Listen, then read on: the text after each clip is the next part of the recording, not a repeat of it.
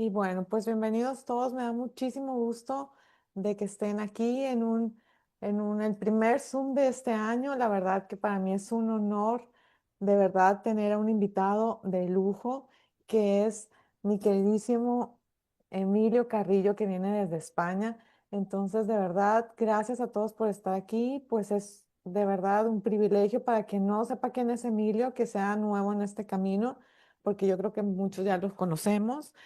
Bueno, Emilio Carrillo es un economista, él es escritor, maestro espiritual, nació en Sevilla, es español y bueno, tiene una preparación de verdad muchísimo, muy extensa. Ahorita él está dedicado más que nada a la espiritualidad, es autor de más de 80 libros, si no me equivoco, Emilio, que por ahí ahorita me va a corregir. Entre ellos incluyen Dios, el tránsito, conciencia qué hay después de la muerte y conócete a ti mismo. Ha dado cientos de conferencias en más de 20 países y continentes y lleva una vida dedicada a explorar y compartir ideas sobre el despertar de la conciencia humana. Su enfoque es una mezcla de espiritualidad, autoconocimiento y filosofía. Así que bueno, de verdad estoy muy contenta, don Emilio, de tenerte aquí. De verdad es un regalo para mí que me da Rodrigo cada año, puesto que después de su aniversario siempre viene como tu primera plática para este grupo, eres tú. Así que bueno, de verdad, muchísimas gracias, Emilio, por estar aquí con nosotros y bueno, bienvenido aquí al regreso a casa. Pues Ana Elsa, muchísimas gracias a ti. Es un placer volver a compartir contigo, con todo el grupo de amigos y de amigas que están también aquí con su asistencia y con su presencia. Espero que también con su participación a través de sus preguntas, de sus reflexiones, de sus observaciones.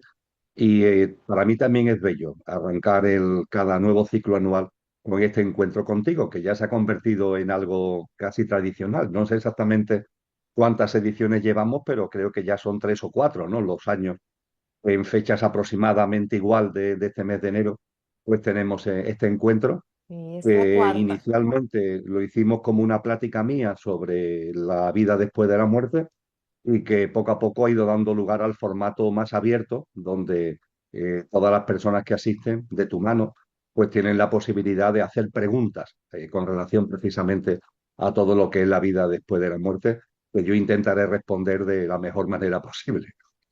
Claro que sí, sí, claro, es una gran oportunidad, yo creo, para las personas que no tenemos esa, eh, ¿cómo puedo decir?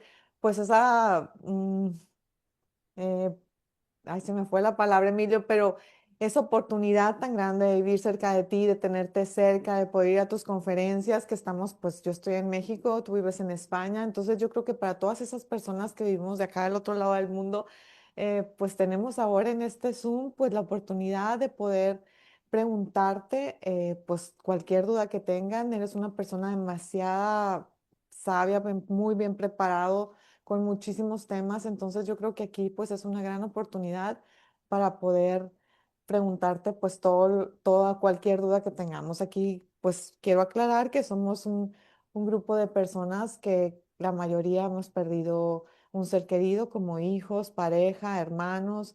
Entonces pues quisiera que aquí tuvieran la oportunidad pues de tener a una persona como tú para que puedan realmente compartir todo cualquier duda que tengan, ¿no? Porque a veces muchas dudas de las que tú nos puedes platicar, pues no las encontramos tan fácilmente como en terapia o en algún libro, ¿no? Y ciertamente, eh, para abordar un tema que siempre es importante, como es la vida después de la muerte, más y me como cuando tú dices, ¿no? Que muchas personas de las que se acercan a este encuentro, pues han vivido directamente lo que es el fallecimiento de un familiar de primer grado, de un familiar que es un ser querido.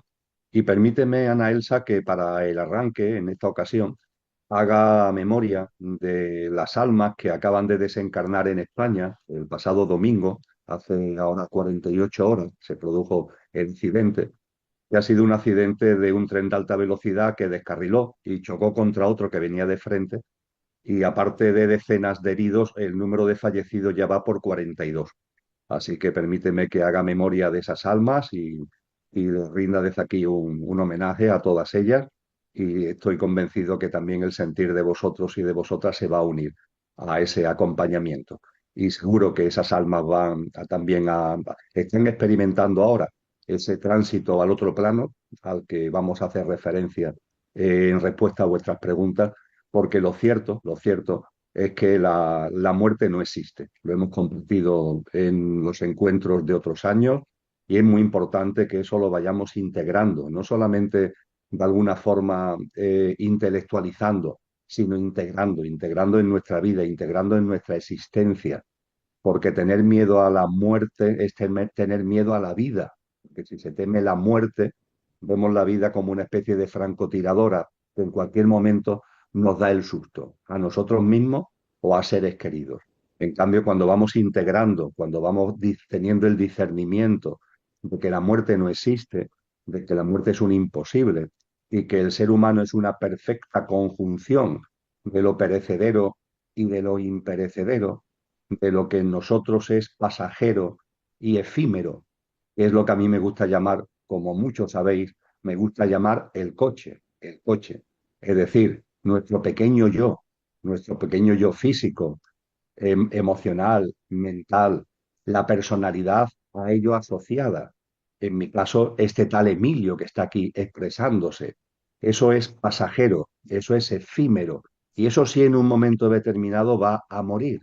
Ahora bien, el ser humano, como apuntaba, junto con este componente perecedero, efímero, pasajero, tiene un componente imperecedero, que no conoce la muerte, que lo podemos denominar, siguiendo ese símil del coche, sería el conductor que encarna en el coche para vivenciar la experiencia humana. Ese conductor que en la terminología que nos enseñó Cristo, pues podemos denominar la dimensión álmico-espiritual, aunque el nombre es lo de menos. El conductor es aquello que encarna para experienciar la vivencia humana en el pequeño yo, en el coche, y cuando el pequeño yo deja de funcionar, eso que denominamos muerte, el conductor sigue vivo, el conductor sigue siendo. El coche es el estar, el conductor es el ser. El ser está en el estar y cuando este estar deja de ser útil, deja de tener funcionalidad, este estar desaparece, pero el ser sigue siendo. Y sigue siendo en esa dimensión, en ese plano que el cristianismo llama cielo, que la espiritualidad oriental denomina Devachan, y que para entendernos más fácilmente podemos llamar el plano de luz, a ese plano de luz donde las almas van una vez que desencarnan y que desde allí, además de vivir una serie de experiencias en el propio Devachan, a las que ya hicimos referencia cuando en anteriores encuentros que hemos mantenido, podemos volver a ello si lo veis oportuno, pues se plantea el hecho de volver a encarnar, cuando el alma en su proceso así lo tiene, lo ve oportuno. Así que la muerte, integrar que la muerte no existe, como decía, es fundamental. Es el coche el que en un momento determinado deja de funcionar, pero el conductor, que es el verdadero ser, sigue siendo, y nuestros seres queridos en el ser que son, siguen siendo. Antes con envoltura física, ahora sin envoltura física. Antes con una presencia física, ahora con una presencia sutil, y con esa presencia sutil desde el plano de luz nos siguen acompañando de una manera amorosa. Así que es un tema sin duda ninguna fundamental porque, repito y termino, perder el miedo a la muerte es también fundamental para no tenerle miedo, porque el que tiene miedo a la muerte tiene miedo a la vida, para sacarle, por tanto, a la vida todo el jugo que la vida merece. Gracias, Emilio. Pues claro que sí, nos unimos, claro que todos aquí a la tragedia que acaba de ocurrir en España, sobre todo a los familiares que ahorita pues sabemos lo que están viviendo, ¿no? Este gran dolor que yo siempre he dicho que perder un hijo pues es el dolor más grande que puede existir. Y bueno, vamos a empezar con unas preguntas aquí, Emilio.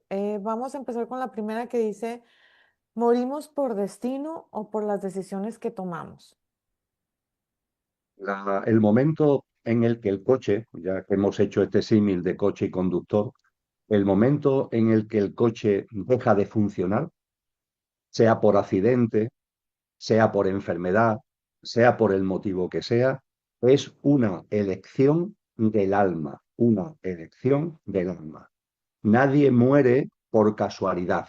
Incluso fijaros, este accidente al que estamos haciendo mención, que ha sido un accidente trágico, a bote pronto se produce el accidente y fallecen 42 personas, pues bien, para las almas que viven esa experiencia, esas almas han decidido que eso sea así. No le ha sobrevenido una sorpresa, no ha sido algo que le ha venido de sopetón. Las almas tienen un conocimiento, las almas tienen una sabiduría y las almas son las que deciden el momento en el que partimos de este plano. Es el alma la que decide encarnar y es el alma la que decide desencarnar. Esto también nos tiene que aportar tranquilidad, porque, insisto, no hay sorpresas, no hay cosas que suceden de pronto fuera de control. Cuando un ser querido fallece, aunque sea por un accidente, también por supuesto si es por enfermedad, por cualquier otro motivo, cuando un ser querido fallece, su alma así lo ha decidido. Y siendo algo que evidentemente, como nos ha recordado Ana Elsa, pues provoca dolor, provoca sufrimiento en los que aquí nos quedamos, también tenemos que ser conscientes de que ese dolor y de ese sufrimiento tenemos que saberlo de alguna forma medir, tenemos que saberlo moderar, porque todas las almas que vienen aquí van a desencarnar, también la mía, también la de cada uno de vosotros. Aquí, cuando las almas encarnan, ninguno se quedan, todas vuelven a desencarnar. Encarnan en el coche y desencarnan. Y eso lo hacemos todas las almas. Podemos decir, por tanto, que cuando un alma de un ser querido desencarna y nosotros seguimos aquí, es cuestión de tiempo que también nosotros desencarnemos. Y un tiempo que además, si lo medimos en clave de lo que es la vida del planeta, lo que es la vida del universo, es nada, es plaf, es plaf. Aquí se nos puede hacer muy prolongado, pero la realidad es que es muy corto. Pero es muy importante ser consciente que nada sucede por casualidad, que las almas deciden encarnar y desencarnar cuando estiman que corresponden en su proceso evolutivo álmico y que además eso lo hacemos todos, con lo que las almas que estamos ahora encarnadas también vamos a desencarnar y que por tanto cuando desencarnemos vamos a encontrarnos álmicamente con las almas de nuestros seres queridos que han desencarnado antes que yo, antes que nosotros. Es como si hiciéramos un viaje a alguna parte con nuestros seres queridos y estando en ese sitio, unos vuelven al lugar de origen antes y otros vuelven después. Estoy con mis hijos, por ejemplo, en no sé dónde, haciendo un viaje y hay alguno de mis hijos que tiene que volver antes por motivos laborales o por lo que sea y vuelve antes. Pero nosotros también vamos a volver. Y hay un reencuentro álmico, por tanto. Ciertamente, aunque utilizamos el término y hay que entender que lo utilicemos, hay que entenderlo, pero es un término inapropiado. Lo de pérdida, no hay pérdida, no se pierde nada. El ser querido no se ha perdido, el ser querido sigue siendo y el encuentro álmico se va a volver a producir. Va a haber un encuentro álmico precioso de mi alma cuando desencarne con la de mis seres queridos que han desencarnado antes. Yo no he tenido fallecimiento de hijos, de hermanos, de esposas. Los fallecimientos de seres queridos que yo he vivido es el de mi padre y el de mi madre. Y yo no tengo ninguna duda, yo sé que mi alma se volverá a encontrar con ellos cuando desencarne, que ellos están ahora en el plano de luz y que hay una expresión que se le atribuye a Agustín de Hipona y que hemos referido aquí ya en algún encuentro, que es que están al otro lado de la pared, están al otro lado de la pared. No los vemos porque están al otro lado de la pared, pero están en la habitación de al lado. El alma vuestra y mía ahora está encarnada, está presente en la habitación de la vida física. Y cuando el alma desencarna, va a la habitación de la vida que llamamos plano de luz. Pero sigue siendo. Y esa habitación del plano de luz está al otro lado de la pared. Y desde ese otro lado de la pared, vuelvo a repetirlo, las almas que están allí nos siguen acompañando de una manera que no es física, de una manera que no es material, es de una forma sutil y, eso sí, al no ser física y ser sutil, el amor es más fuerte, el amor es más potente. Es decir, las almas de nuestros seres queridos que están en el plano de luz están menos presentes porque no las vemos físicamente, están presentes sutilmente, nos acompañan sutilmente. Perdemos de alguna forma la capacidad de verlas, de sentirlas física y materialmente.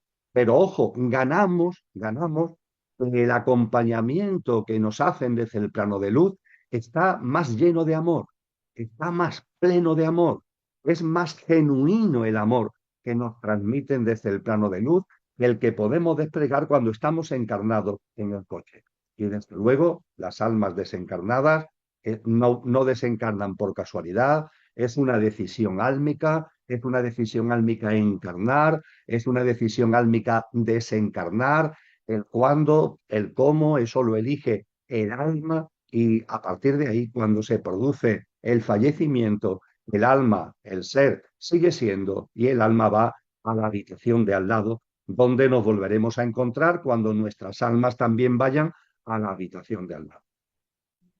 Gracias, Emilio. Mira, aquí también, pues, hablando de lo mismo, me están preguntando que si cómo es el lugar donde van las almas.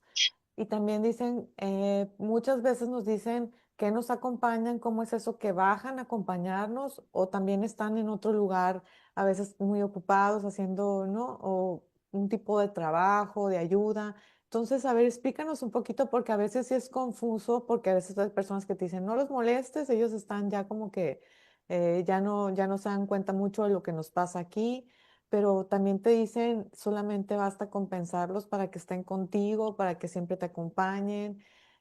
¿Cómo es esa relación, Emilio? Porque yo creo que es a veces confuso para nosotros que tenemos a alguien pues muy querido, que lo queremos tener siempre aquí y te dicen, no, es imposible que esté siempre, a veces se alejan un poquito. Explícanos a dónde van y cómo es esa relación. Hay una frase en boca de Jesús de Nazaret, en boca de Cristo Jesús, es más, en boca de Cristo que ha resucitado, que acaba de resucitar, que se la dirige a María Magdalena. Y creo que como arranque a la respuesta a lo que acaba de plantear Ana Elsa, nos puede dar algunas pistas. Ciertamente lo que voy a compartir ahora tiene un significado espiritual muy profundo. Podríamos decir que tiene varios significados. Uno es muy profundo, no voy a ir a él en particular, voy a ir adentro de los significados que conlleva e implica esto que le dice Jesús a Cristo resucitado, a María Magdalena, en lo que nos puede servir de pista para lo que aquí estamos compartiendo y al hilo de lo que acabas de comentar, Ana Elsa. La situación es la siguiente. Los evangelios nos narran, eh, según el evangelio que sea, es María Magdalena sola o María Magdalena con otras mujeres, son las primeras que se dan cuenta de que Cristo ha resucitado. En la mañana del domingo van al sepulcro y ven que el cuerpo ya no está allí, que la losa se ha movido y que el cuerpo no está dentro del sepulcro. Eh, Insisto, algunos evangelios hablan de María Magdalena y otras mujeres, otros evangelios, creo que en particular el de Juan, habla solamente de María Magdalena como testigo primigenio de la resurrección de Cristo. Pues bien, en ese contexto, María Magdalena ve en un momento determinado a Cristo resucitado. Y claro, cuando María Magdalena ve que Cristo ha resucitado y lo percibe como Cristo resucitado, ¿qué le sale a ella desde la admiración y el cariño que le tiene? Pues irse a Cristo para abrazarlo, para cogerlo. Y Cristo, que es puro amor, le dice, María, no me retengas. Magdala, no me retengas. No me retengas. Esta frase de no me retengas, dirigida a María, es una frase que tenemos que tener muy presente. Decía antes que tiene un significado espiritual muy grande, porque hay también Cristo le está diciendo a María que él ya ha trascendido la personalidad, que ya no es Cristo Jesús, que ya es Cristo como tal, y que por tanto no retenga la imagen que tiene de él como Jesús, entre comillas, y que se centre en lo que es ya la dimensión crística. Pero en lo que aquí nos interesa, fijaros lo que dice Cristo a María Magdalena: no me retenga. ¿Podemos nosotros retener a nuestros seres queridos? Bien, el proceso de evolución del alma es tan potente que difícilmente nosotros podemos retener a nuestros seres queridos. Ahora bien, también es verdad que de alguna forma podemos dificultar el proceso. Cuando debido al dolor, debido al sufrimiento, ese sufrimiento se hace extremo, ese dolor se hace extremo y ese intento de estar en completa conexión, de buscar la forma de contactar con el ser querido, y eso lo hacemos de una forma, vamos a llamarlo así, obsesiva, eso evidentemente no ayuda al alma que ha desencarnado. Eso no significa, evidentemente, que no los tengamos en cuenta, que no los recordemos, que no pensemos en ellos, etcétera, etcétera. No, no. Estoy hablando cuando pasamos una línea roja. Esa línea roja de un sufrimiento extremo, esa línea roja de una obsesión, no debemos cruzarla, por favor, porque no debemos retener a esas preciosas almas, a esos preciosos seres queridos que han desencarnado. Y efectivamente, para ir respondiendo a las otras cosas que se han planteado, en el plano de luz realizan actividades, por decirlo de alguna forma. Ahora lo vamos a comentar. Allí se realizan quehaceres que no son físicos, que no son materiales, pero allí hay cosas que hacer que ahora vamos a compartir. Ahora bien, independientemente de que el alma al otro, en la habitación de al lado, en la habitación del plano de luz, en lo que es ese plano de luz, el alma hace cosas, eso no rompe la conexión del alma que está en el plano de luz con nosotros. Nosotros podemos pensar en ese alma o no pensar. Podemos pensar más o podemos pensar menos. Pero esa luz que está en el plano de luz permanentemente está en conexión con nosotros. Ellos no necesitan recordarnos. Ellos están en conexión continua, en conexión directa. El alma no necesita una memoria, no necesita una cabeza con la que pensar. El alma es conciencia, tiene al espíritu en su centro, como enseña San Juan de la Cruz, y es conciencia. Con lo cual, un alma que está en el plano de luz permanentemente está en presencia con nosotros, permanentemente está en conexión con nosotros, independientemente que nosotros pensemos o no pensemos en el alma que está en el plano de luz, pensemos más o pensemos menos. Y eso no quita que ese alma que está en el plano de luz haga cosas. Fijaros que las tradiciones espirituales nos hablan de tres grandes fases de estancia del alma en el plano de luz. Tres grandes fases. El alma llega, desencarna, el alma llega al plano de luz y allí hace un recorrido que no se mide en clave de tiempo, puede durar más o menos tiempo a nuestro juicio, pero allí el tiempo no funciona como nosotros lo entendemos, y cuando el alma está en el plano de luz, va a recorrer con el tiempo que se requiera en las claves de tiempo que hay allí, que son distintas a las nuestras, tres grandes fases. La primera fase es la que precisamente denominamos cielo, pero el cielo es una fase del plano de luz. El alma llega allí y lo primero que hace es vivir esa primera fase, ese primer estadio que es el cielo, y que es un estadio muy placentero. No estamos hablando de cuerpo físico, no estamos hablando de emociones y de sentimientos. Cuando hablamos de placentero estamos hablando de una plenitud que trasciende lo físico y trasciende lo mental y de lo emocional. Y allí se vive una plenitud, en primer lugar, porque el alma ya no tiene envoltura. Esa envoltura que ha tenido durante la vida física ya no la tiene.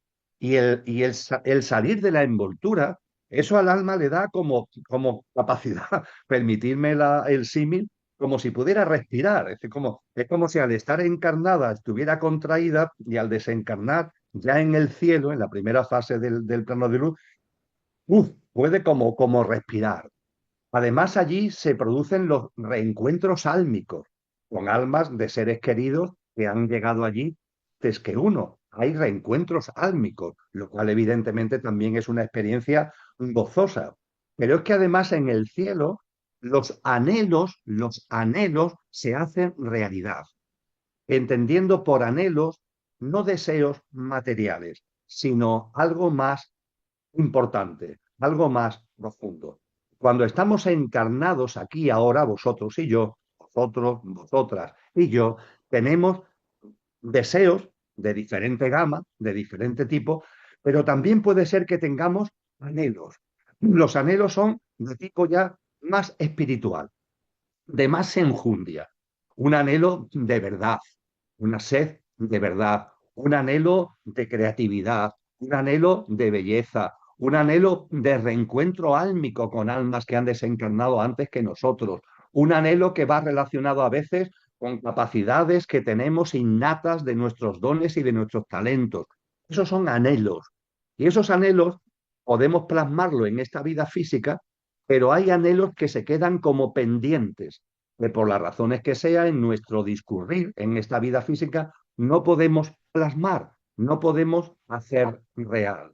Pues bien, en el cielo, esos anhelos se hacen reales, esos anhelos se realizan, esos anhelos que el alma ha llevado consigo como no satisfechos en la vida física, allí se hacen realidad. Se dan las circunstancias para que el alma viva la realización de esos anhelos. Con lo que la experiencia, con la plasmación de los anhelos, con los reencuentros álmicos, con la liberación de la envoltura, todo eso hace que esta primera fase tenga este nombre precioso de cielo, como algo venturoso y como algo gozoso. Ahora bien, esto no, el plano de luz tiene esta fase, pero no es solo esta fase. Hay más, hay más. ¿Qué hay más en concreto? Pues hay otras dos fases. Hemos dicho que en el plano de luz hay tres fases. La primera, el cielo. Quedan dos todavía. La segunda es la que se denomina de sabiduría y de servicio. Haceros la idea, el alma ha llegado al plano de luz, ha estado en el cielo, cada alma está en el cielo el tiempo que requiere, no hay tampoco ningún protocolo, hay almas que están más tiempo, almas que están menos tiempo. Se nos dicen que las almas que tienen ya más recorrido, Cristo Jesús en el capítulo 25 del Evangelio de Mateo utiliza la metáfora de la lámpara de aceite para referirse al alma y nos dice que estamos llamados a echarle aceite a la lámpara. Si una lámpara tiene más aceite, significa que desde el punto de vista espiritual está más desarrollada, ha crecido más en autoconsciencia. Si tiene menos aceite, pues su crecimiento es menor. Cada alma tiene su nivel de aceite en la lámpara, unas más y otras menos. Pues bien, nos enseñan los maestros que las almas en el cielo, cuando están en el plano de luz, las que tienen más aceite no están mucho tiempo en el cielo. No necesitan esa primera fase, están en él, por supuesto, pero no están hablando en clave de tiempo, no están mucho tiempo, no necesitan estar mucho tiempo en el cielo y pasan pronto a la segunda fase. En cambio, las almas que tienen menos nivel de aceite se mantienen más tiempo en el cielo. Es como si ese estado de gozo que el cielo proporciona tuvieran que disfrutarlo durante más tiempo. Pero en cualquier caso, antes o después, todas tienen que pasar a la segunda fase. Y la segunda fase se llama sabiduría y servicio. ¿Por qué sabiduría? Porque en esa segunda fase se te muestra todas las preguntas espirituales que te hayas hecho en la vida física. El alma encarnada en cada uno de vosotros y de vosotras se hace preguntas espirituales, preguntas de enjundia, preguntas que tienen que ver con los mundos sutiles, con los ángeles, que tiene que ver con Dios, que tiene que ver con Cristo, que tiene que ver con figuras espirituales, que tiene que ver con cuestiones espirituales. Hay almas que encarnadas no se plantean esto, hay personas que están solamente en lo puramente material. Pero aquellas personas, aquellas almas encarnadas que no están en lo puramente material y que se plantean este tipo de preguntas que acabo de compartir, en esa segunda fase del Devachan se le da esa información, se le da esa enseñanza, se le da esa sabiduría. Por eso se conoce esta segunda fase como sabiduría y servicio. Se te responden todas las cuestiones de enjundia, de tipo espiritual, de tipo metafísico, que te hayas planteado en tu vida física. Y junto con sabiduría, servicio. ¿Por qué? Porque las almas en la segunda fase del Devachan, en la segunda fase del plano de luz, también realizan servicios. ¿Qué tipo de servicio? Va a depender del nivel de aceite de cada lámpara, va a depender del nivel de autoconsciencia que haya alcanzado cada alma. Y la gama es amplia. Y ese servicio va, por ejemplo, desde el acompañamiento en el tránsito. Es un servicio que realizan las almas. O hay almas en la fase del plano de luz, en la segunda fase, que realizan servicios de acompañamiento en el tránsito. Cuando desencarnamos, amigos y amigas, salimos de la habitación de la vida física para ir a la habitación de la vida en el plano de luz. A esa ida de una habitación a otra, a ese paso de una habitación a otra, es a lo que se denomina con el término tránsito. Se puede llamar de muchas maneras. Aquí, en el ámbito español, le damos el nombre de tránsito, el tránsito de la habitación de la vida en el plano físico a la habitación de la vida en el plano de luz. Y en ese tránsito, cuando mi alma desencarne hacia el plano de luz, en ese tránsito voy a tener el acompañamiento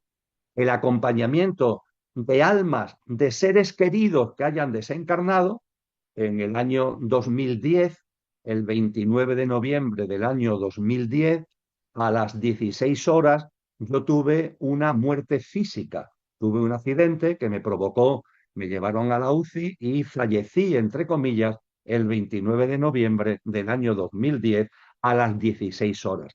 Y mi alma comenzó el tránsito. Y cuando arranqué en ese tránsito hubo un momento en el que yo me vi, mi ser, no ya este tal Emilio, sino mi ser, se vio acompañado. No, no hacemos el tránsito solo.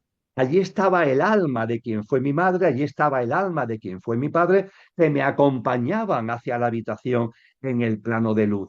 Pero hay también almas encarnadas que cuando desencarnan no tienen almas que le acompañen, no tienen almas de seres queridos que estén ya en el plano de luz.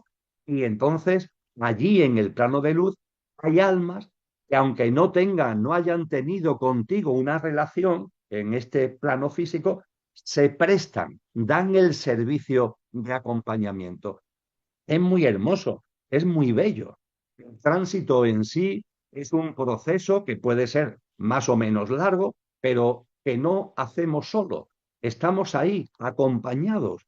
Cosa distinta es que en el propio tránsito haya gente que se da cuenta antes, gente que se da cuenta después, almas que se dan cuenta antes, almas que se dan cuenta después de ese acompañamiento, pero estamos acompañados. Y una labor de servicio que realizan las almas en la segunda fase del plano de luz es este acompañamiento.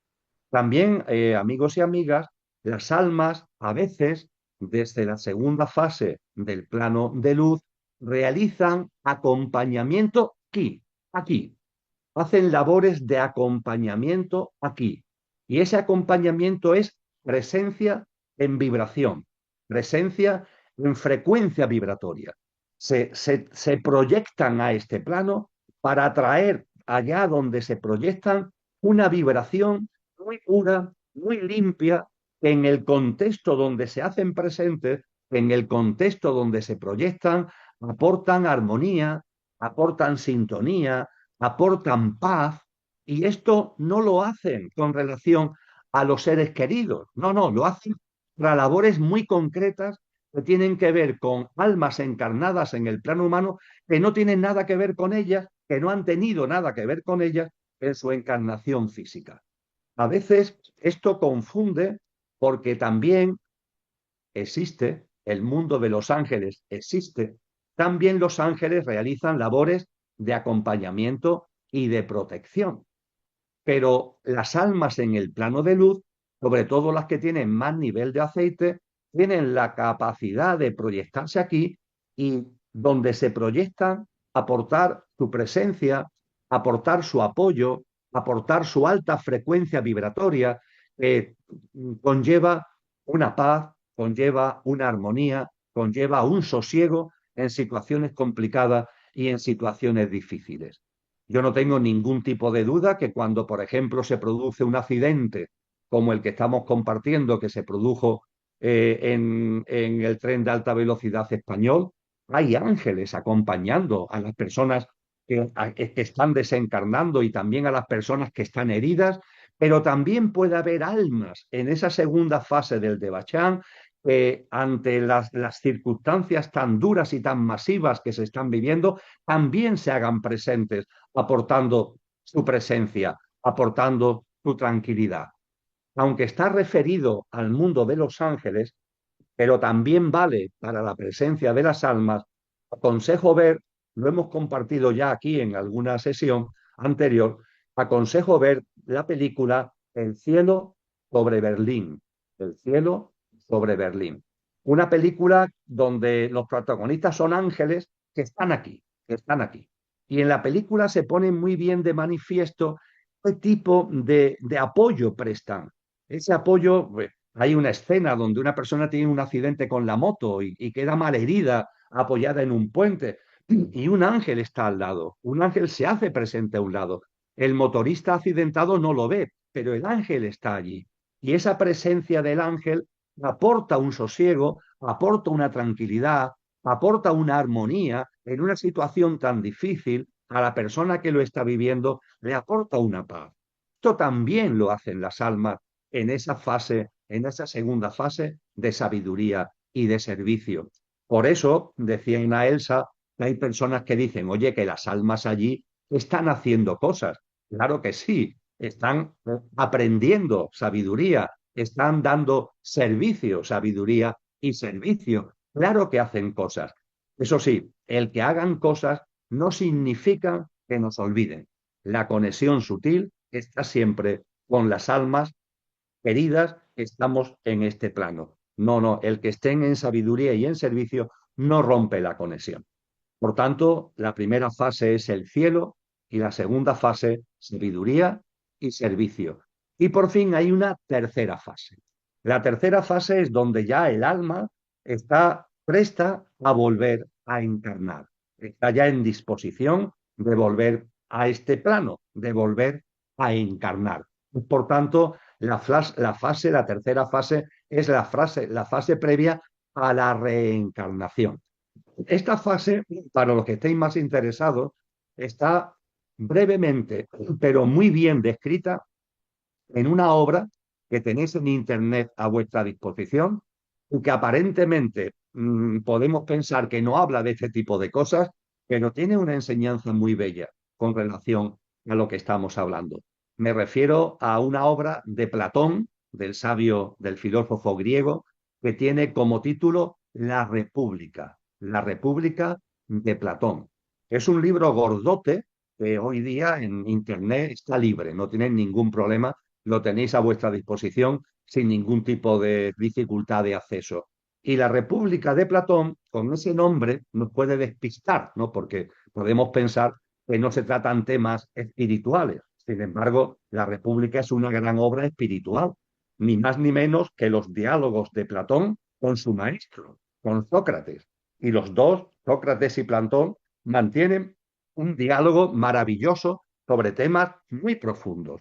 Y hacia el final del libro, con lo cual es muy fácil de encontrar, hacia el final del libro, en las últimas páginas del libro, Sócrates y Platón hablan sobre una experiencia cercana a la muerte de un soldado armenio llamado Per. Per fallece en la batalla, fallece en el campo de batalla, o aparentemente ha fallecido en el campo de batalla. Cuando la batalla termina, los dos ejércitos se dan una tregua para poder recoger a sus muertos. Y uno de esos muertos, en el bando donde está Er, es el propio Er. Y una vez que han recogido su cuerpo, se lo entregan a su familia para que hagan el rito funerario. Y cuando la familia va a hacer el rito funerario, Er vuelve a la vida, no estaba muerto, vuelve a la vida y cuenta su experiencia cercana a la muerte. Y esa experiencia cercana a la muerte del soldado Er la recoge Platón en su obra La República, repito, en sus últimas páginas. Y esa experiencia cercana a la muerte tiene una singularidad. Cuando hoy leemos libros, hay muchos, ¿verdad?, sobre experiencias cercanas a la muerte, si os habéis acercado a esos textos o a los vídeos que en donde se habla de ello, podéis comprobar que la mayoría de esos textos, la mayoría de esos vídeos, las experiencias cercanas a la muerte llegan hasta el túnel de luz. Es decir, el túnel de luz es como la entrada al plano de luz. Y la mayoría de las experiencias cercanas a la muerte llegan ahí y ya vuelven, que fue lo que me pasó a mí. Yo llegué al túnel de luz y antes de entrar en el plano de luz volví a la vida física. Eso es lo mayoritario. Ese túnel de luz es la finalización del tránsito y ya cuando estás llegando a la otra habitación, a la habitación de al lado, vuelves.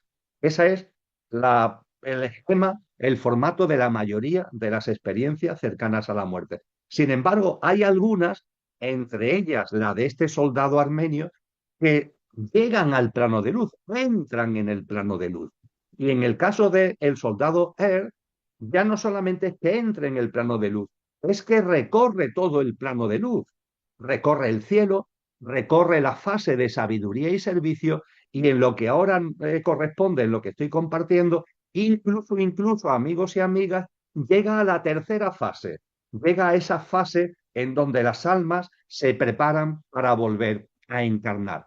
Y es muy bello, la verdad, está muy bien descrito, estamos hablando de una obra de Platón, y es muy bello como lo describe.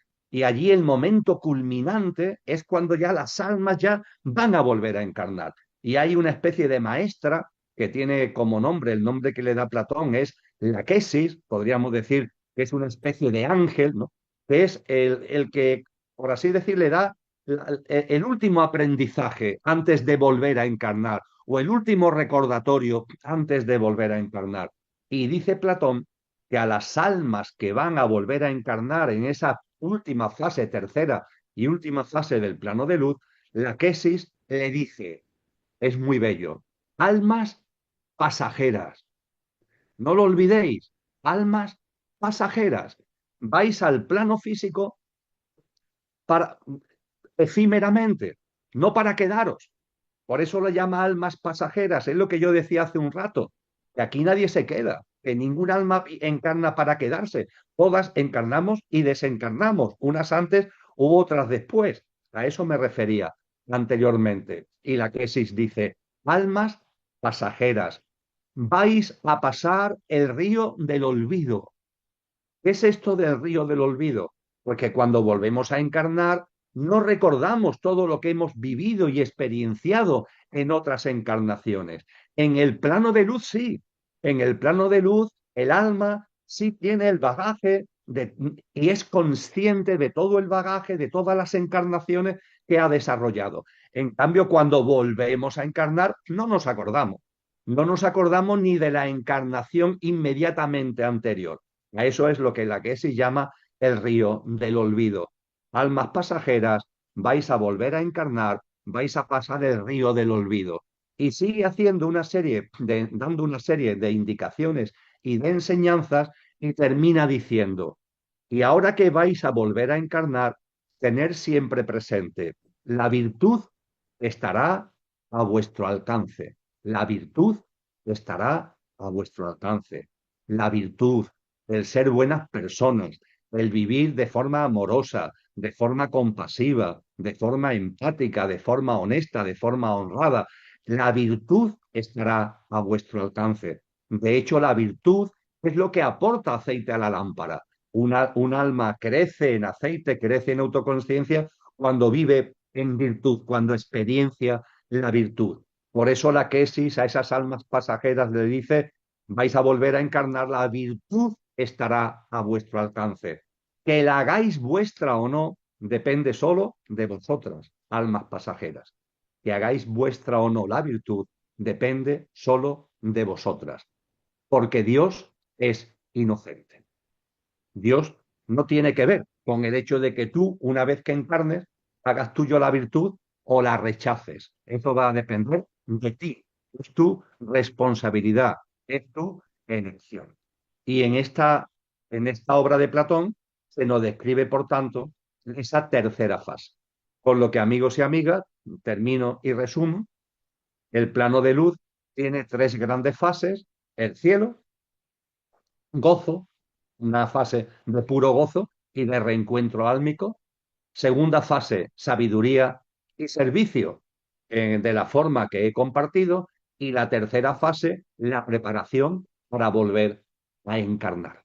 Y todo esto nos dibuja un panorama en el que las almas de nuestros seres queridos que han desencarnado pueden estar en una, en otra o en otra fase, pero en cualquier caso, el vínculo amoroso, el vínculo sutil y amoroso con nosotros nunca se rompe. Bueno, pues muchas gracias porque ve todo lo que nos has dicho, mucha información, pero buenísima. Emilio, muchas gracias. Aquí te voy a hacer varias preguntitas para que si quieres extenderte. Mira, están preguntando que si, por ejemplo, un niño muere a los 3 años, se van a quedar siempre con esa misma edad, o un joven, ¿no? O sea, ¿cómo es allá cuando se va un alma, si tiene edad o la edad no existe?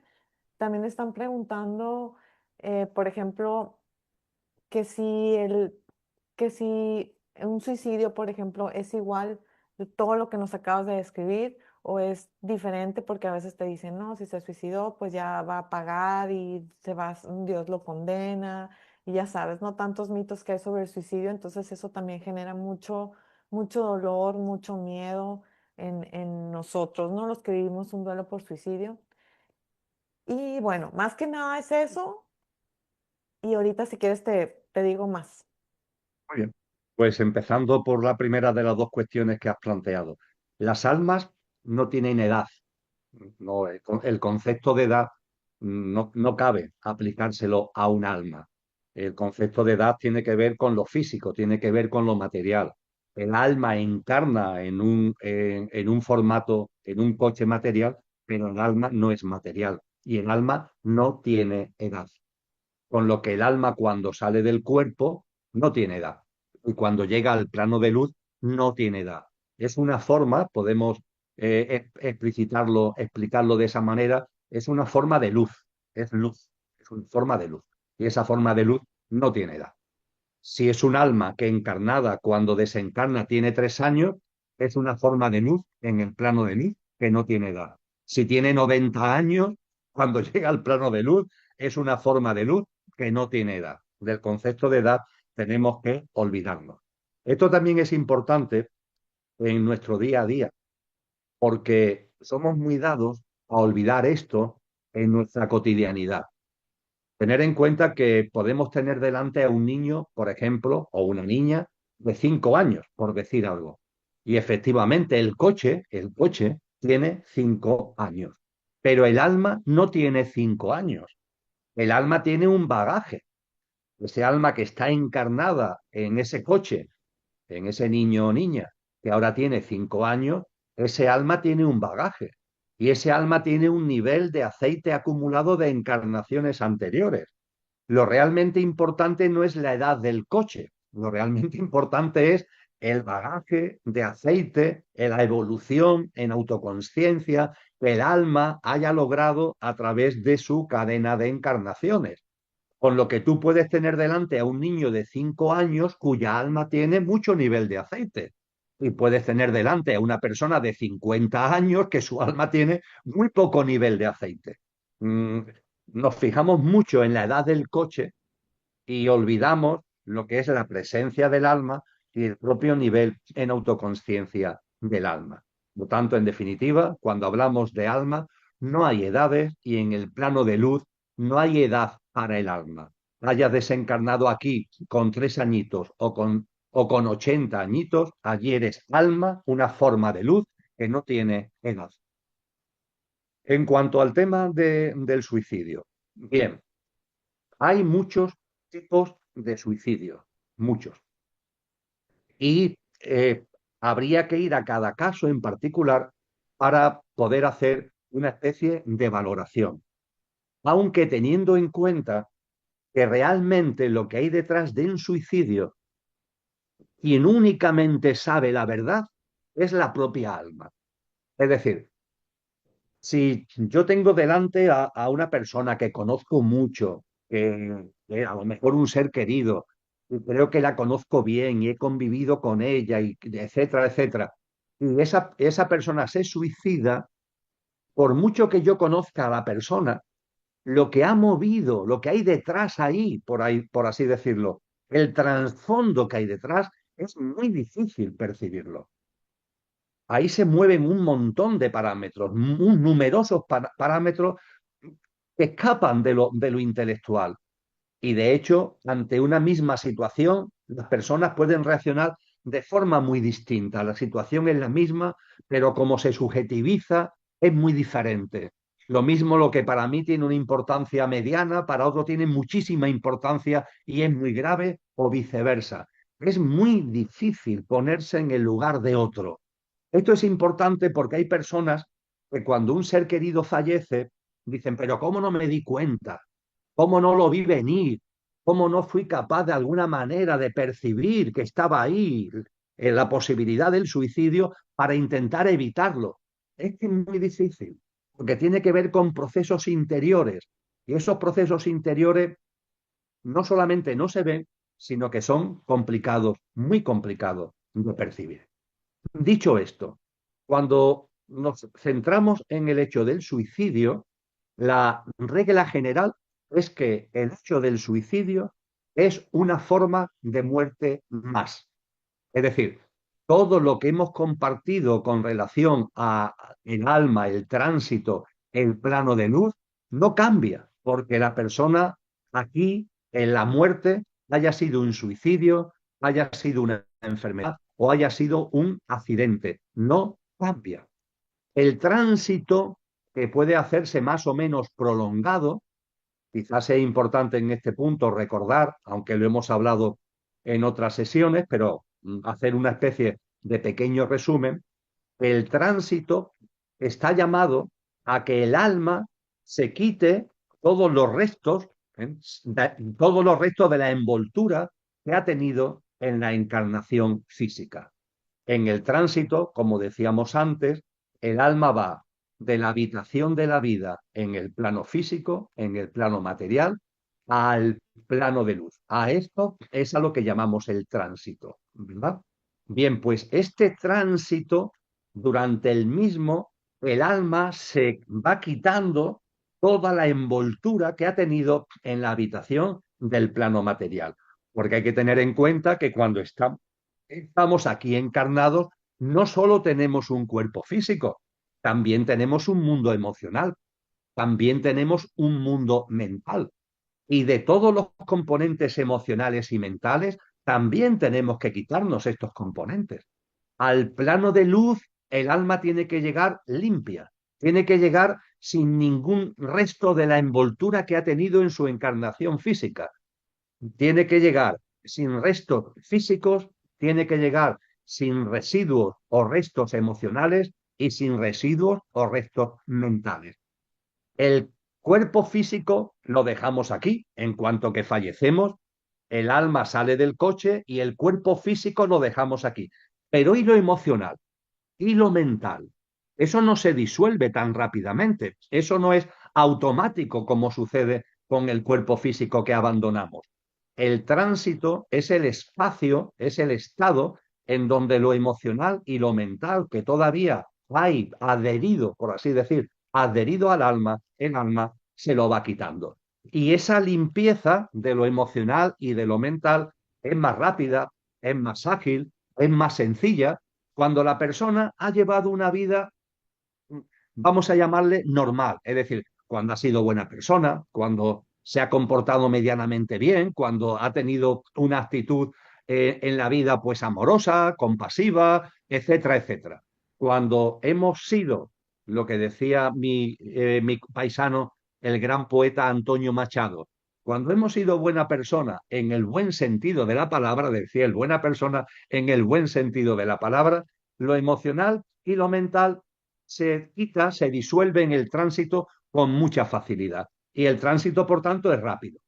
En cambio, si un alma encarnada no ha hecho suya la virtud, sino todo lo contrario, ha estado empeñada en cuestiones materiales, se ha hundido en el egoísmo, en el egocentrismo, en el materialismo, ha hecho daño a otro, etcétera, etcétera, eso hace que su mundo emocional y mental esté densificado. Y cuando está en el tránsito, necesita más tiempo para eliminar esos residuos emocionales y mentales. Con lo que el tránsito la hacen todas las almas, pero no todas las almas hacen de la misma forma el tránsito. Hay almas que hacen el tránsito muy fluidamente, y hay almas que hacen el tránsito más lentamente porque su mundo emocional y mental es más denso y el irlo quitando, el irlo en una especie de chapapote, el irlo quitando esos residuos, le cuesta, dicho en nuestro lenguaje, más tiempo. Y eso le pasa a todas las almas. Esto que acabo de compartir es el formato general. Y una persona que se suicida, pues una persona que se suicida, su mundo emocional y mental puede estar más o menos cargado. Y como decía antes, no podemos percibir la verdad que hay detrás. Porque es muy difícil escanear a nadie, es muy difícil escanear lo que cada alma y lo que cada persona en definitiva está viviendo. Pero la tónica mayoritaria es que los suicidios, amigos y amigas, son cortocircuitos. El tanto por ciento más abundante de los suicidios son cortocircuitos. Me explico, porque puede despistar esta expresión que lo vais a entender inmediatamente. Los cortocircuitos se deben a experiencias muy duras, o por lo menos que la persona vive como muy duras. A lo mejor lo que para mí no es muy duro, para otra persona sí es muy duro y viceversa. El cortocircuito se debe a experiencias muy duras que de alguna forma rompen la conexión entre el coche y el conductor.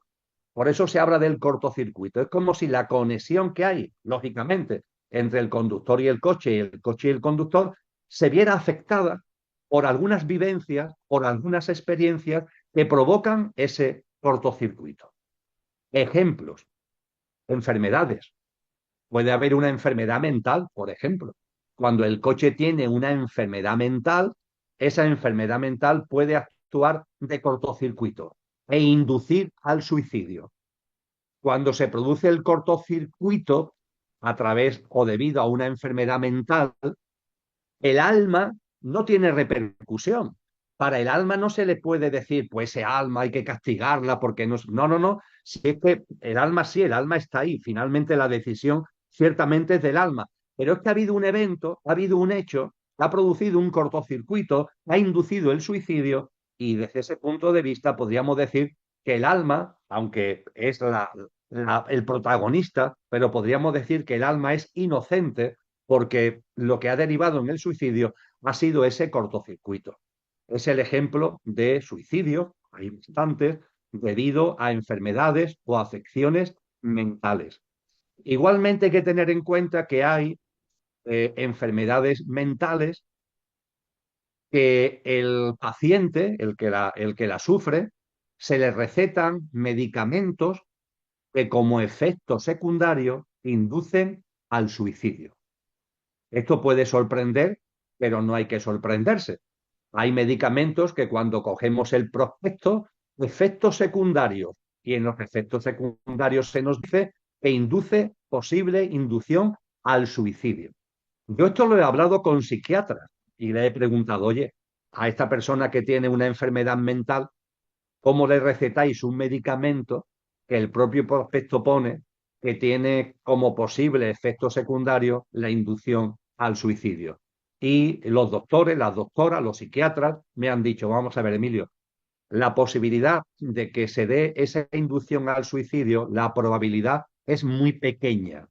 Sin embargo, nuestra experiencia profesional nos hace llevar a la conclusión de que el beneficio que le puede hacer al paciente hacia su enfermedad mental la probabilidad es muy alta. Es decir, hay un medicamento que la probabilidad que le haga bien al enfermo mental es muy alta y la probabilidad de que le induzca al suicidio es muy, muy, muy pequeña. Y por eso recetamos el medicamento.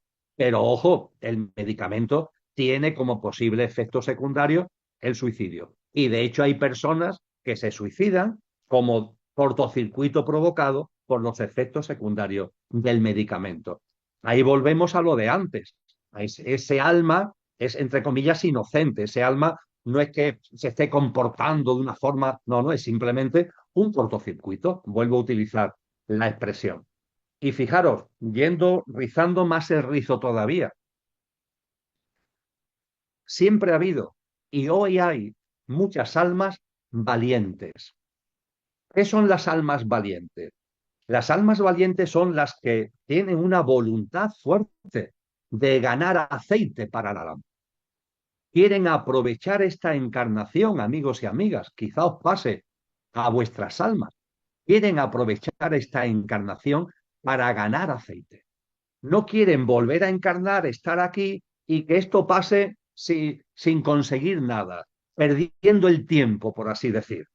A las almas que encarnan y pierden el tiempo, no le sacan aceite a la experiencia, se le llama en los textos espirituales almas tibias, almas tibias, almas que encarnan y no quieren que pase nada, quieren ir por aquí como de puntillas sin que pase nada. No quieren experiencias duras, no quieren dificultades, quieren que no les pase nada ni a ellos ni a sus seres queridos, que no pase nada. Esas se califican espiritualmente como almas tibias. Y el libro del Apocalipsis, que como muchos sabéis, cierra el Nuevo Testamento y al cerrar el Nuevo Testamento cierra la Biblia en su conjunto, el libro de las revelaciones o Apocalipsis, tiene una frase tremenda, que es, a los tibios los vomitaré de mi boca. Una frase que se atribuye a la divinidad. A los tibios los vomitaré de mi boca. Es una frase dura, pero es una frase muy ilustrativa. No seamos tibios.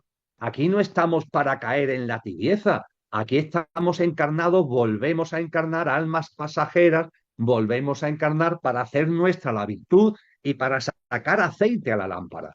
Y las almas valientes, que no son tibias, las almas valientes, la propia alma decide, la propia alma lleva a cabo experiencias duras, experiencias difíciles, porque considera que con esas experiencias difíciles van a proporcionarle, van a propiciarle el marco para sacar aceite.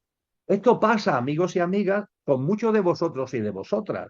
La pérdida de un ser querido, lo que aquí llamamos pérdida de un ser querido, el hecho de que un ser querido fallezca, ya hemos compartido que realmente no fallece, que es el ser sigue siendo, en fin, eso no lo voy a volver a repetir, pero evidentemente cuando al que está aquí encarnado le fallece un ser querido, aunque todo esto que hemos compartido ya lo tengamos en cuenta, pero eso origina dolor, eso origina sufrimiento, eso es una noche oscura que vivimos. Y esas noches oscuras, el fallecimiento de un ser querido es una gran noche oscura, pero puede haber otras muchas noches oscuras. Puede haber noches oscuras desde el punto de vista económico, laboral. Puede haber noches oscuras en relaciones de pareja. Hay muchas, muchas formas de noches oscuras. Esas noches oscuras a la vez son una oportunidad.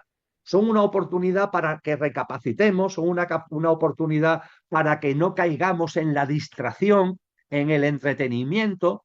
Es lo que le pasa a las almas tibias, que están entretenidas, distraídas, en su hábitat de confort, en su comodidad, en lo que algunos psicólogos llaman la mentira existencial, y en cambio una noche oscura te saca, es como un torpazo que el alma se está dando a sí misma en el formato coche, es como un tortazo para que espabiles, para que recapacites, para que pongas la atención a lo importante, para que no te distraiga en lo accesorio y en lo superficial, y eso es algo bellísimo y potentísimo.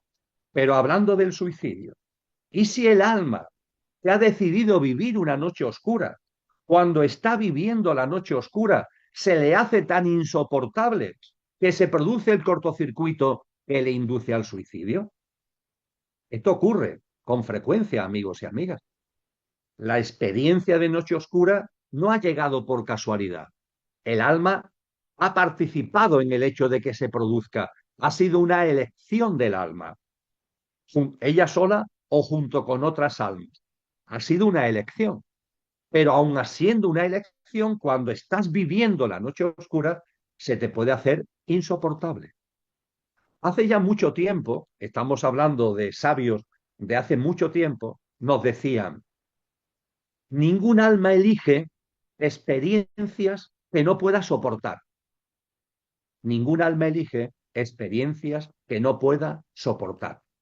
En los términos que hemos compartido ahora, ningún alma elige noches oscuras que no pueda soportar. Pero hay excepciones. Ojo, hay excepciones. Sí, la regla general es que cuando un alma elige vivir una noche oscura es porque puede soportar la noche oscura. Pero hay excepciones y puede ser que la noche oscura te desborde y se produce el cortocircuito. Imaginaros, el alma ha sufrido un cortocircuito porque ha vivido una noche oscura para sacarle jugo a la vida, para echarle aceite a la lámpara, pero la noche oscura al final no ha podido soportarla. Se ha producido el cortocircuito, el alma vive, el coche se suicida y el alma vive el tránsito hacia el plano de luz. Cuando ese alma llegue al plano de luz, permitidme que me exprese a modo de broma, de modo coloquial, con lo que acabamos de compartir, a ese alma valiente que se ha atrevido a vivir una noche oscura para sacarle jugo a esta vida en términos de evolución espiritual y de autoconsciencia, pero que la experiencia la ha superado y se ha producido el suicidio, cuando ese alma llegue al plano de luz, amigos y amigas, va a ser recibida con abucheos o con aplausos. Reflexionarlo. Ese alma merece ser recibida con abucheos o con aplausos. Si lo reflexionáis un poco, es evidente que ese alma va a ser recibida con aplausos. Es un alma valiente. Sí, es verdad. La experiencia le ha podido, pero es un alma valiente. A ese alma se le recibe con aplausos. A la que no se le recibe con aplausos es a la tibia. A esa no se le recibe con aplausos. Todo lo contrario.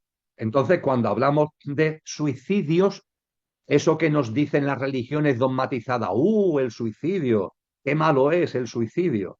Claro, cuando una persona vive el suicidio de un ser querido, fijaros lo que se produce. Por un lado, y en primer lugar, el dolor, el sufrimiento por el fallecimiento del ser querido, que muchos de vosotros y de vosotras sabéis lo que es de primera mano. Eso está ahí. Pero es que además se une la culpa. Lo que decíamos antes, ¿cómo no me he dado cuenta? ¿Cómo no he sido capaz de darme cuenta y de prevenirlo y de evitarlo? Ya hemos dicho que no te puede, es muy difícil darse cuenta. Estos son procesos internos que escapan ya no solamente de la vista, sino de la percepción. Quítate la culpa, y borra la culpa. Pero muchas personas, además de sentir el dolor por el sufrimiento, por la muerte, mediante suicidio del ser querido, se sienten culpables. El dolor y el sufrimiento, y en segundo lugar, la culpa. Y en tercer lugar, te llega a la religión dogmatizada y te dice que además el alma lo va a pasar fatal. El alma se va a quedar pillada en el tránsito, va a ir al infierno, etcétera, etcétera, etcétera. Con lo cual, fijaros que tres palos. El primero, que es durísimo, el segundo, que es la culpa, y el tercero encima es que te meten un miedo tremendo porque es que esto no ha terminado aquí. Es que eso va a seguir pasándolo fatal durante mucho tiempo debido a lo que el suicidio ha conllevado e implicado. Mirad, amigos y amigas, toda la creación es amor, toda la creación es amor. Y cuando se produce un suicidio, por tanto, y lo resumo así, Ana Elsa, para terminar, los parámetros son los mismos que si es una muerte por accidente, es una muerte por enfermedad o cualquier otro. Lo importante es el estado de conciencia. Lo importante es cómo haya vivido esa persona y su estado de conciencia. Ese estado de conciencia que tiene que ver con la mayor o menor densidad de su mundo emocional, de su mundo mental, porque eso sí va a tener importancia en el tránsito. El tránsito se puede hacer largo, no es lo que se llama infierno, un tránsito que se hace difícil, ¿no? Que tarda mucho tiempo, porque los elementos emocionales, la densidad emocional y mental que el alma tiene adherida, le cuesta trabajo, le cuesta tiempo el quitárselo de encima. Pero eso, el hecho de que se haya suicidado o no, no significa nada. Puede haber almas que se han suicidado, que tengan mucha densidad emocional y mental, pero también almas que se suicidan, que viven el suicidio y que no tienen esa densidad. De la misma forma que hay personas que mueren por accidente de tráfico, que cuando desencarnan tienen esa densidad y otras que no las tienen. Así que con relación al suicidio, no aceptemos estos sistemas de creencias tan cerrados, donde todo se nos dibuja de una forma oscura. Hay que ir más allá, hay que reflexionar en profundidad y ser consciente que en muchísimas ocasiones el suicidio tiene que ver con un cortocircuito. Con esto no estoy, evidentemente, ni justificando, ni dejando de justificar, ni diciendo nada a favor o en contra del suicidio. Lo que estoy diciendo es que espiritualmente tenemos que tener otros ojos para ver las cosas y, evidentemente, la decisión del suicidio en muchísimos casos es un cortocircuito por los motivos que acabo de compartir. Podemos seguir análisis. Gracias, Emilio. Pues me encanta todo lo que nos acabas de decir. Definitivamente, pues yo creo que nos das mucha paz y quitas culpas, ¿verdad? Con eso que acabas de decirnos. También están preguntando sobre, dicen que, por ejemplo, si, ¿para qué sirve tanta evolución del alma? Tanto aceite, como dices tú, ¿para qué sirve si volvemos a reencarnar? Y dices, si yo no quiero reencarnar, ¿por qué tengo que reencarnar? ¿Y para qué sirve tanta evolución? ¿Acaso algún día nos vamos a quedar allá o vamos a estar siempre reencarnando? ¿Cuál es el fin, no, de, de esta reencarnación? Yo también siempre digo, ya no quiero reencarnar, yo cuando me muera ya me quiero quedar. Pero bueno, ¿cómo está esa dinámica? Porque sí, a veces es medio confuso, ¿verdad? Yo creo que es una pregunta bastante que a muchos no la van a entender, pero bueno, es una duda que aquí están diciendo. Y también, por ejemplo, sobre el dolor. Yo creo que el perder un hijo es un dolor que nunca se nos va a quitar, siempre va a estar ahí y lo tenemos que empezar como que a acomodar dentro de nosotros, pero el sufrimiento sí es una opción, Emilio, y yo creo que una pregunta, ¿tú piensas que el sufrimiento es más del ego? Cómo está ligado ahí? Porque yo veo gente que a veces está como que muy anclada en estar sufriendo y no quieren, o sea, como que ver más allá, ¿no? Entonces, así como todas estas palabras que nos dices de que es evolución, el dolor, de que tenemos que a veces abrirnos pues a crecer, ¿no? Yo sí pienso que definitivamente algo debe de traer bueno esto y es eso, el crecimiento espiritual, pero ¿cómo hacer para que nuestra mente pues también lo entienda en este mundo, ¿no?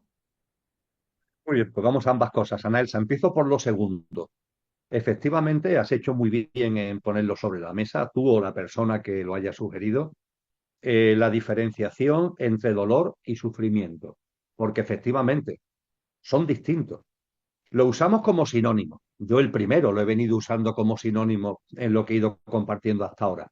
Pero ciertamente, si somos rigurosos, hay que diferenciar entre el dolor y el sufrimiento.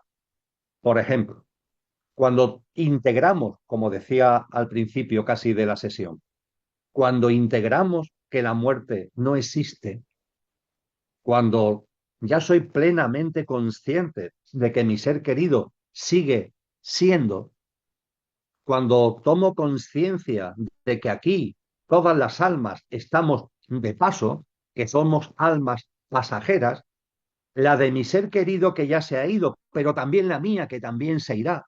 Cuando todo eso lo vamos integrando y se produce el fallecimiento de un ser querido, hay dolor, sí, pero ya no hay sufrimiento. Dolor sí, el dolor de la añoranza, la no presencia física, nuestro mundo emocional y mental, porque no somos máquinas, no somos robots, nuestro mundo emocional y mental se ve afectado. Claro que sí, claro que sí. Pero ojo, hay dolor, pero no hay sufrimiento. Y no hay sufrimiento porque hay discernimiento, porque he integrado que la muerte no existe y por tanto no paso esa barrera. Es como una fina línea que separa el dolor y el sufrimiento, y cuando hay discernimiento, cuando he integrado la realidad, cuando he integrado la verdad, el dolor no se traspasa, el dolor no se convierte en sufrimiento. Y el sufrimiento tiene además un riesgo, y es que se convierte en una especie de adicción. El dolor tiene una causa y ya está, me duele, tengo dolor por esto que ha ocurrido. No, no se convierte en sufrimiento porque tengo discernimiento para que ese discernimiento, ese sufrimiento, perdón, no llegue. Y el dolor, como decía Ana Elsa, está ahí. Y bueno, sí, mi mundo emocional, mi mundo mental tiene esta herida, tiene este dolor. Pero como sé que la muerte no existe, como sé que aquí todos estamos de paso, etcétera, etcétera, eso no se transmuta, eso no se convierte en sufrimiento. El dolor está ahí y es ese dolor por esa herida. Ya está.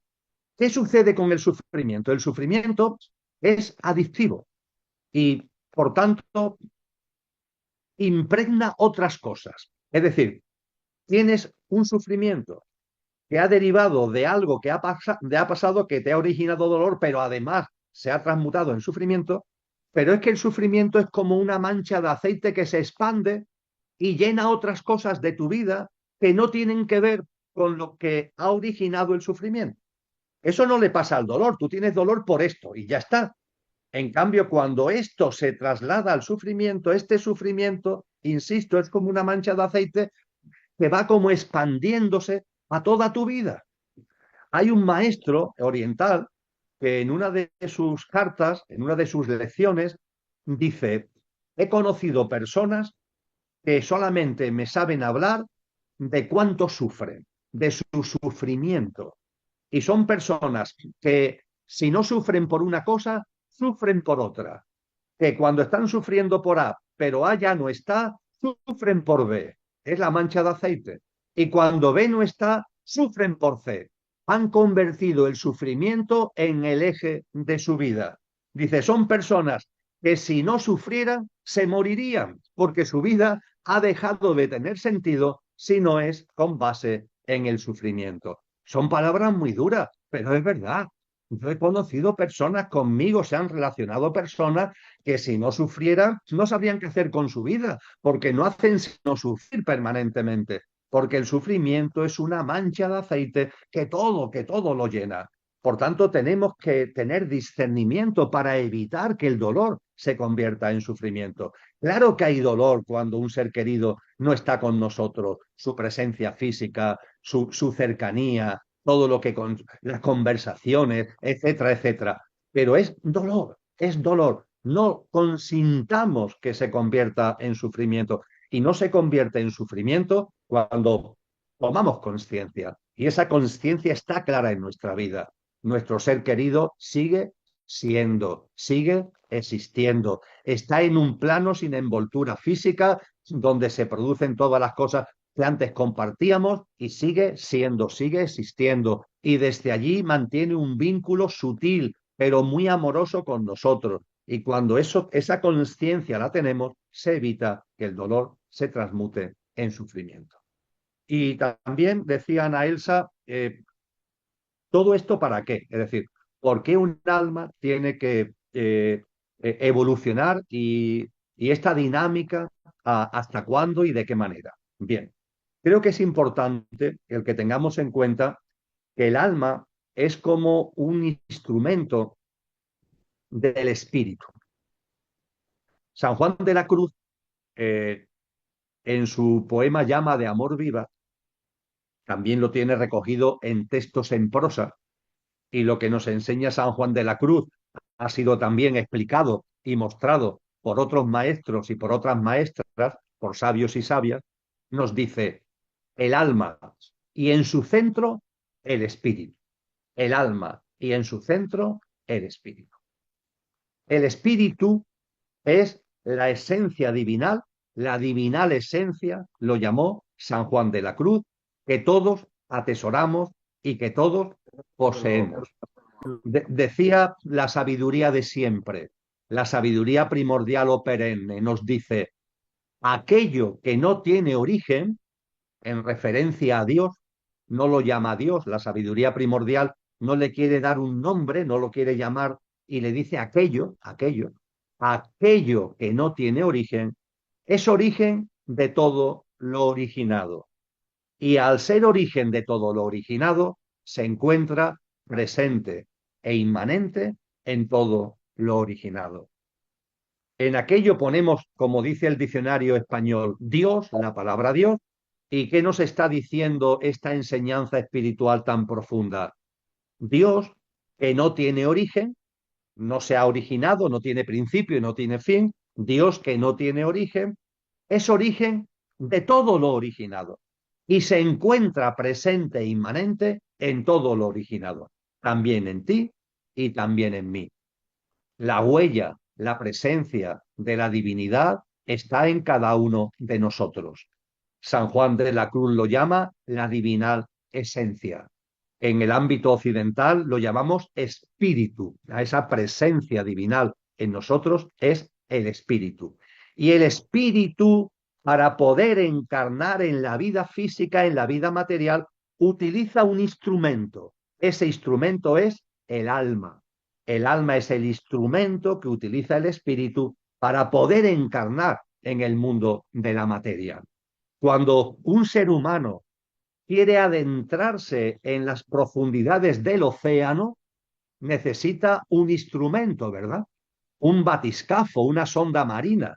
Y el tripulante, el ser humano, se mete en el batiscafo, en la sonda marina, y desciende a 1.000 metros, 1.500 metros de profundidad en el océano.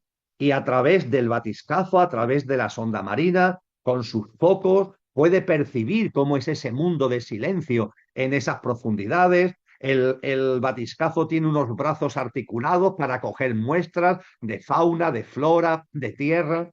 El ser humano vive la experiencia de las profundidades marinas gracias al batiscafo. Podríamos decir que el alma es el batiscafo, la sonda marina, el batiscafo o sonda que utiliza el espíritu para poder adentrarse en las profundidades de la materia. Por eso en nosotros encarna el alma, y el alma es como el batiscafo que tiene el espíritu en su centro. Antes decíamos coche y conductor.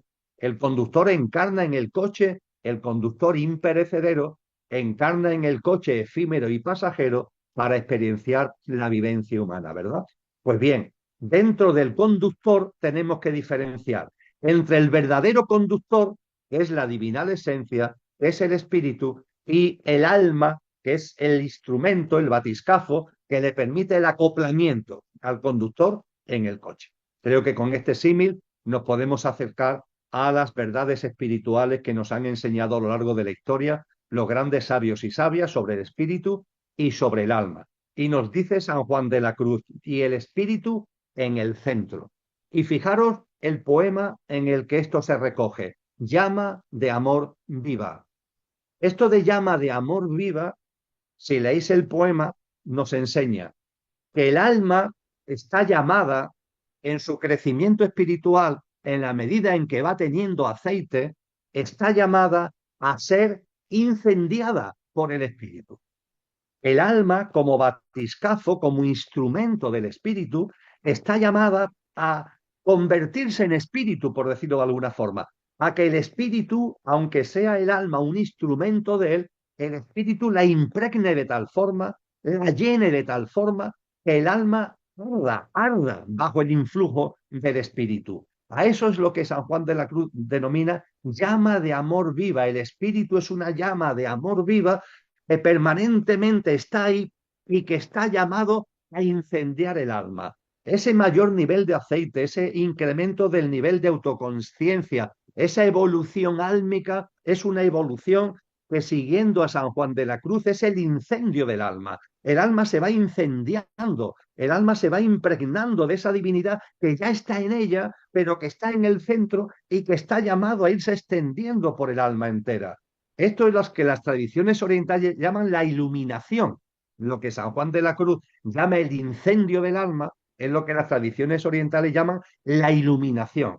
la iluminación, el incendio del alma, es que el alma poco a poco se va impregnando cada vez más, cada vez más, cada vez más de ese tripulante que está en el centro, de ese espíritu divinal que está en el centro. ¿Y eso qué significa, amigos y amigas? Significa que el alma se va, entre comillas, divinizando y que el alma encarnada, un alma cuando ya tiene mucho nivel de aceite, es un alma que ya está incendiada.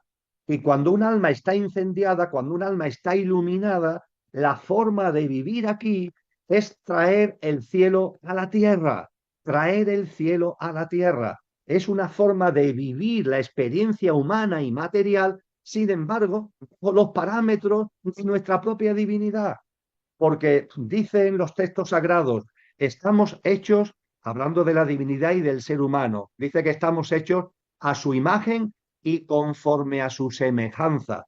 Pero la semejanza es algo latente, es algo que está ahí, sí, pero está latente. En la medida en que el alma evoluciona y el alma se va incendiando, se va iluminando, eso que es latente se va convirtiendo en patente.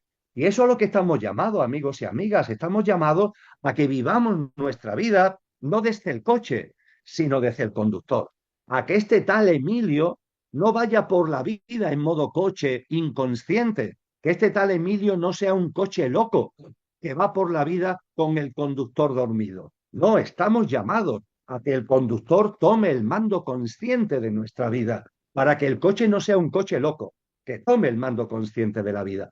Pero tomando el conductor el mando consciente de la vida, el conductor a su vez sea de mayor cualidad, el conductor sea de mayor calidad, que el conductor sea de mayor potencia. Y eso se consigue cuando el espíritu que está en el centro del conductor, el espíritu que está en el centro del alma, va incendiando. El alma va evolucionando y se va incendiando bajo el influjo de la divina esencia. A eso estamos llamados, amigos y amigas. Ese es el colofón de la experiencia humana, el momento en el que somos capaces, desde el conductor, de vivir en el plano humano, pero con esa semejanza de la divinidad que tenemos en nuestra esencia, haciéndola realidad.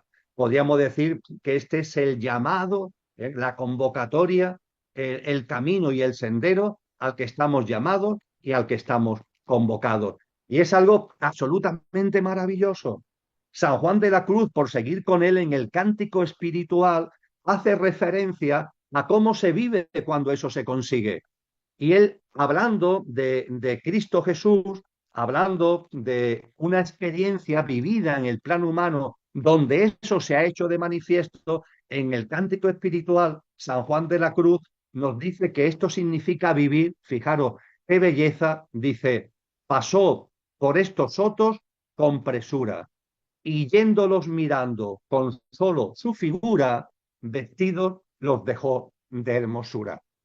Pasó por estos sotos con presura, y yéndolos mirando con solo su figura, vestidos los dejó de hermosura.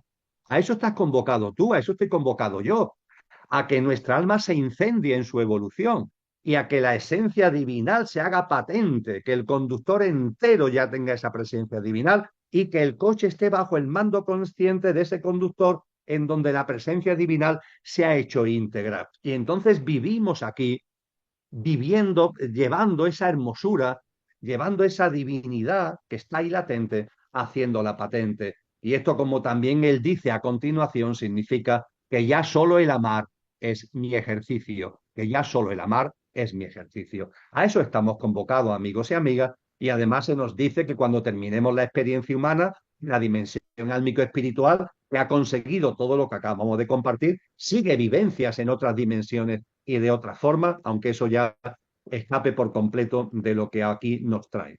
Y no quiero dejar de responder a esta cuestión, Ana Elsa, amigos y amigas, sin deciros lo siguiente. Acabo de sintetizar lo que es el sendero evolutivo al que estamos llamados. Lo acabo de sintetizar utilizando como telón de fondo esa preciosa metáfora de la llama de amor viva que nos dejó Juan de Yepes, es decir, San Juan de la Cruz. Pero ojo, porque también los sabios nos han dicho que la humanidad va evolucionando en ciclos, que la humanidad evoluciona en ciclos y que hay un ciclo que es el que actualmente estamos encarnados, que está llamado a terminar para que se abra un nuevo ciclo. No sé hasta qué punto vosotros, vosotras, sobre este tema habéis recapacitado más o habéis recapacitado menos, o simplemente hasta ahora no lo habéis tenido en cuenta. Pero el capítulo 24 del Evangelio de Mateo, los discípulos están con Jesús manteniendo una conversación privada que conocemos gracias a que Mateo lo refleja en el Evangelio. Los discípulos le preguntan a Jesús: Maestro, ¿cómo será el final? ¿Cómo será el final de todo esto? Y Cristo Jesús le responde: no os voy a hablar del final, porque lo que va a pasar, lo que está ahora en el horizonte, no es que termine la vida, no es que termine la existencia, no es que termine el planeta, no es que termine la humanidad, no. Os voy a hablar de lo que va a pasar. Y lo que va a pasar es el final de esta generación humana, el final de esta generación humana. Os voy a hablar de qué va a pasar, de cuáles son los hechos, las señales de que estamos en el final de esta generación humana y del nuevo ciclo que se abrirá después. Porque cuando esta generación humana termine, llegará una nueva humanidad, un nuevo ciclo humano, una nueva humanidad en una nueva tierra, una nueva humanidad en una tierra restaurada, es decir, en un planeta que además el propio planeta restaurado tendrá una mayor frecuencia vibratoria. Y Cristo empieza a hablar y da muchos detalles, también se encuentra en otros textos acerca de esa transición que supone el fin de este ciclo humano, el fin de esta humanidad y el arranque y el inicio de una nueva humanidad en una tierra restaurada. Leer ese capítulo 24 de Mateo, porque en él además Cristo nos dice: ojo, ojo, porque las almas que están encarnadas, las almas que están encarnando en esta humanidad, tienen que tener aceite suficiente para vivir en la nueva humanidad. Es decir, que no solamente es que tengamos lo que antes os compartía, ese sendero espiritual maravilloso, no, es que hay algo mucho más inmediato. Es que hay en el horizonte el final de un ciclo humano, de una humanidad, de una generación humana, para que se inicie una nueva humanidad en una tierra restaurada, en una nueva tierra de mayor frecuencia vibratoria. Y para que las almas que estamos aquí podamos disfrutar de esa nueva humanidad, tenemos que tener el nivel de aceite mínimo requerido. Y si no tenemos el nivel mínimo de aceite requerido, no vamos a poder disfrutar de la nueva humanidad en la nueva tierra. Y esto es mucho más inmediato, amigos y amigas. Yo no sé cuándo terminará esta generación humana y vendrá la nueva humanidad. No lo sé. Eso sí, Cristo nos enseña signos y señales y nos indica estar atentos a los signos de los tiempos. Y estando atentos a los signos de los tiempos, muy lejos no puede estar. Las indicaciones, las señales que se nos enseñan en los textos sagrados y que el propio Cristo nos enseña, indica que muy lejos no puede estar. El final de esta generación humana y el arranque de la siguiente humanidad, muy lejos no puede estar, aunque no lo podamos poner en el calendario. Y para participar de la nueva humanidad, contestando a la pregunta en algo mucho más inmediato, es imprescindible tener no la lámpara llena, sino un mínimo nivel de aceite. Y el alma que no tenga ese mínimo nivel de aceite no va a poder seguir evolucionando, no va a poder participar de la nueva humanidad. La nueva humanidad va a ser una humanidad ejemplar, una humanidad que va a vibrar en otra frecuencia. Diríamos que aquí estamos vibrando en mi, por utilizar lo que es el lenguaje musical, y la nueva humanidad, como la nueva tierra, vibrará en fa. Y para vibrar en fa necesitas nivel de aceite en tu lámpara. No llenar la lámpara de aceite, pero sí un mínimo nivel de aceite. Por eso, el capítulo 24 de Mateos viene a continuación el capítulo 25, donde Jesús nos habla de la parábola de las 10 mujeres. La parábola de las 10 mujeres, la parábola de las 10 vírgenes, que probablemente más de uno o una de vosotros habéis escuchado. Y en esa parábola, que es muy sencillita y muy cortita, hay 10 mujeres, cada una con su lámpara de aceite. Claro, cada una con su alma. Y de esas 10 mujeres hay cinco que le están echando aceite a la lámpara. Y hay otras 5 que no. Hay otras 5 que están entretenidas, distraídas, en la tibieza, en el entretenimiento, y no le están echando aceite a la lámpara. 5 que sí y 5 que no.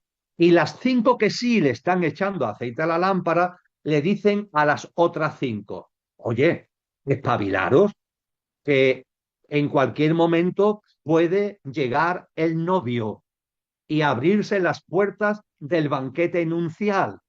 Eso del novio, ese del banquete, abrir las puertas del banquete nupcial, es la nueva humanidad. Puede, en cualquier momento pueden darse los hechos, el cristianismo lo llama la parusía, puede advenir la parusía y terminar este ciclo humano y empezar la nueva humanidad. Eso es lo que se llama el banquete nupcial. En cualquier momento se pueden abrir las puertas del banquete nupcial. Y para entrar en el banquete nupcial hay que tener un mínimo nivel de aceite. Y vosotras no le estáis echando aceite a la lámpara. Por favor, tomar conciencia. Le dicen las 5 sensatas, le dicen a las insensatas, tomar conciencia y en vuestra vida, en vuestro comportamiento, echarle aceite a la lámpara. ¿Qué dicen las insensatas? Uy, el novio, uy, el banquete nupcial, vete a saber eso, cuándo va a ser, anda, anda, dejadnos tranquila. Nosotras queremos seguir a lo nuestro. Y en el colmo de los colmos le dicen las insensatas a las prudentes, a las sensatas. Y además, vosotras que sois tan buenas, cuando llegue ese momento, nos daréis de vuestro aceite. Como sois tan buenas y vosotras sí le estáis echando aceite a la lámpara y hace falta un mínimo, bueno, pues vosotras que seguro que tenéis más de ese mínimo, pues nos daréis a nosotras si nos hace falta. Ante eso, las prudentes guardan silencio, porque no es posible. Desgraciadamente no es posible. Se pueden hacer transferencias de sangre, pero no se pueden hacer transferencias de conciencia. No hay transfusiones de conciencia, no hay transfusiones de aceite de la lámpara. Desgraciadamente eso no es posible. Y la parábola termina de que, claro, llega el momento. Llega ese momento donde llega el novio, entre comillas, se abren las puertas del banquete nupcial y las 5 que han conseguido el nivel mínimo, que tienen el nivel mínimo de aceite requerido, entran sin ningún problema en esa nueva humanidad, en ese banquete nupcial. Y las otras 5 no pueden entrar. Se cierran las puertas y no pueden entrar en ese nuevo ciclo humano. Así que, por tanto, perdonar que me haya extendido tanto, pero es que es importante la cuestión. La evolución álmica es importantísima desde lo más grande, desde esa evolución de incendio del alma, que hace que la presencia de la divinal esencia se haga real en el plano humano. Pero es que en lo más inmediato no nos olvidemos que está anunciado que este ciclo humano va a terminar para que se abran las puertas de una nueva humanidad. Y en esa nueva humanidad, en una tierra restaurada, que será una humanidad ejemplar, de mayor frecuencia vibratoria, amorosa, con todo lo que ello conlleva, pacífica, etcétera, etcétera, en sinergia con la vida y con la naturaleza, en una tierra que también tendrá una mayor frecuencia vibratoria, para poder participar en eso se necesita un mínimo nivel de aceite. No llegar al máximo, pero sí un mínimo. Y a eso es a lo que nos convoca Cristo. Ojo, ojo, echarle aceite a la lámpara, tener ese mínimo para cuando llegue este momento, que no sabemos cuándo llegará, pero que sin ningún tipo de duda llegará cuando corresponda. Ay, pues qué maravilla, Emilio, todo lo que nos dices de verdad me encanta, es algo que pues aquí están comentando, dándote las gracias porque realmente nos da muchísima paz. Mucha gente me pregunta cómo sabe tanto, a qué se dedica, cuál es su preparación. Quisiera nomás que les dijeras con una palabra, viendo todos los libros que tienes atrás, yo sé que todos los has leído, pero ¿de dónde sacas tanta información? Porque de verdad es muy valiosa. Con palabras, yo sé que muchas veces Hay muchas personas que no la entienden perfecto, pero quisiera que nos dijeras un poquito, ya para terminar.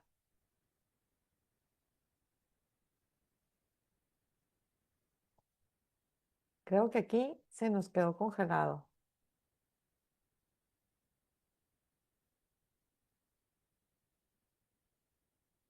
¿O soy yo? Díganme. No, sí se fue Emilio. Sí, ¿verdad? Se quedó así como que se bajó. Yo creo que se fue la luz o algo así. Ya síguele tú, Omar. Sí, parece que sí se fue. Bueno, yo creo que, bueno, pues ya vamos a terminar, ya teníamos pues más de una hora y media, entonces pues quiero darle las gracias a todos por estar aquí. Qué lástima que se nos fue ya en la última pregunta, pero bueno, les agradezco muchísimo a todos los que estuvieron aquí. Gracias también, Emilio, de parte de todos, muchísimas gracias por darnos esta plática pues tan enriquecedora para nuestra alma, para nuestro duelo, para todas las enseñanzas que nos compartió. De verdad, les agradezco muchísimo a cada uno de ustedes por estar aquí y bueno, esperamos pronto volver a escuchar a Emilio con toda su sabiduría. Gracias a todos y buenas noches.